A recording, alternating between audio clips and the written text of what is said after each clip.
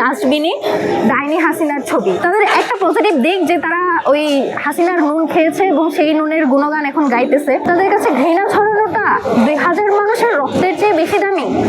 এই মেলার সবচেয়ে মনোমুগ্ধকর এবং আইসোডিং জিনিস, এই মেলাতে সবচেয়ে সুন্দর দৃশ্য, সবচেয়ে নান্দনিক দৃশ্য হচ্ছে ডাস্টবিনে ডাইনি হাসিনার ছবি।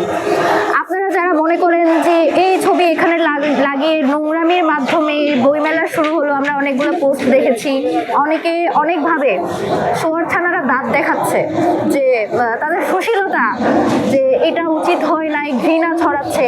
আপনাদের কাছে ঘৃণা ছড়ানোটা 2000 মানুষের রক্তের চেয়ে বেশি দামি। একটা মানুষের বিরুদ্ধে তাকে ডাস্টবিনে বসানো হয়েছে, সে তো সাধারণ কেউ না, সে তো একজন গণহত্যাকারী। তাকে ডাস্টবিনে বসানো নিয়ে আপনাদের কিসের এত কষ্ট? কই আপনাদের কষ্ট তো আমাদের যে 2000 ভাই বোন মারা গেল তখন তো আমরা দেখতে পাইনি। আমাদের এতগুলো ভাই বোন যে এর মধ্যে কাতরাচ্ছে, হাসপাতালে কাতরাচ্ছে, কই তাদের জন্য তো আপনারা সেই দরদ দেখান নাই? আপনাদের কাছে তো নোংরা মনে হয় না এত মানুষের রক্ত? আজকে আপনারা এটা দেখে নোংরামি বলতে চান?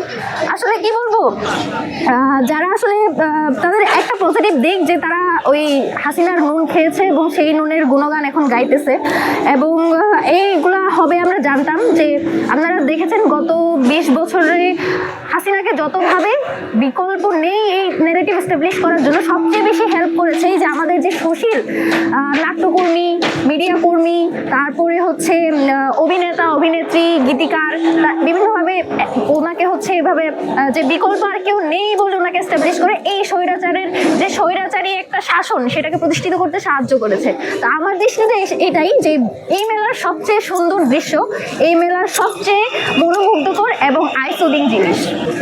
সুশীলতা দিয়ে তো হয় নাই, গণঅভ্যুত্থান হয় নাই, সুশীলতা দিয়ে তো আমরা হাসিনাকে নামাতে পারি নাই। আমাদেরকে বলতে হয়েছে আমি হাসিনাকে চুদি, তারপর হাসিনা নেমেছে, তো আমার বলতে অসুবিধা কোথায়? আরেকটু বিষয় হচ্ছে